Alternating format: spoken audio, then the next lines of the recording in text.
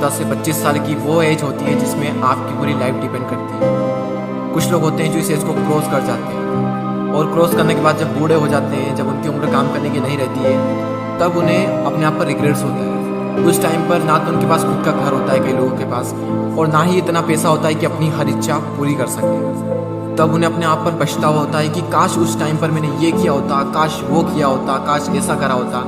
खैर उस एज में पछतावा करने के सिवाय हम कुछ कर नहीं सकते, लेकिन इस एज में हम बहुत कुछ कर सकते हैं। अगर हमने समझ लिया कि यही वो टाइम है जो हमारी लाइफ को डिफाइन करता है कि आने वाले लाइफ में खुशियाँ होगी या दुख होंगे, हम आने वाली लाइफ में अमीर होंगे या फिर गरीब होंगे। वैसे इस वीडियो में मैंने 5 ऐसे पॉइंट्स को कवर किया है जिनको अगर आप इस एज में सीख लें, समझ लें, तो काफ़ी कुछ अच्छा हो सकता है आपकी आने वाली लाइफ में। तो चलिए मैं आपको उन पॉइंट्स को बता देता हूँ कि वो पॉइंट्स क्या है।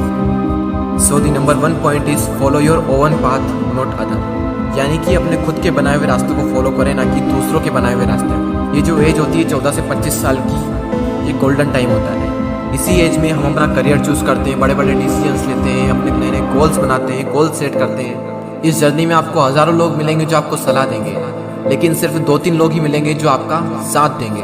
हर इंसान अलग अलग अपनी अपनी नई नई सलाहें देंगे आपको। मैं ये नहीं कह रहा हूँ कि जो सलाह दे रहा है उसको इग्नोर करना है, उनसे सीखना है, उनको सुनना है। सुनो सबकी, लेकिन करो दिल की।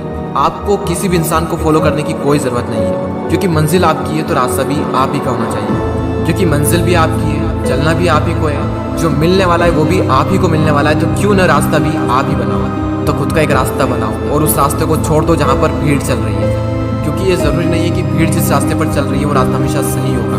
तो खुद का एक रास्ता बनाएं और उसे फॉलो करें बिना किसी डर के। सेकेंड पॉइंट जो आपको याद रखना है वो है फालतू चीज़ों के बारे में ज़्यादा ना सोचें। Don't think too much about useless things.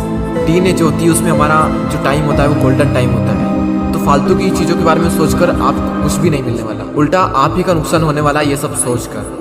कई बार हम इसी फालतू की चीज़ों के बारे में ज़्यादा सोचते हैं जो हमारे कुछ काम की नहीं होती है, और फिर आगे चलकर पता चलता है कि जो मैं सोच रहा था वो मेरे किसी काम का था ही नहीं। फॉर एग्जाम्पल किसी ने कुछ कह दिया तो हमने उसे दिल पर लगा लिया, बार बार ये सोचना कि वो क्या कहेंगे।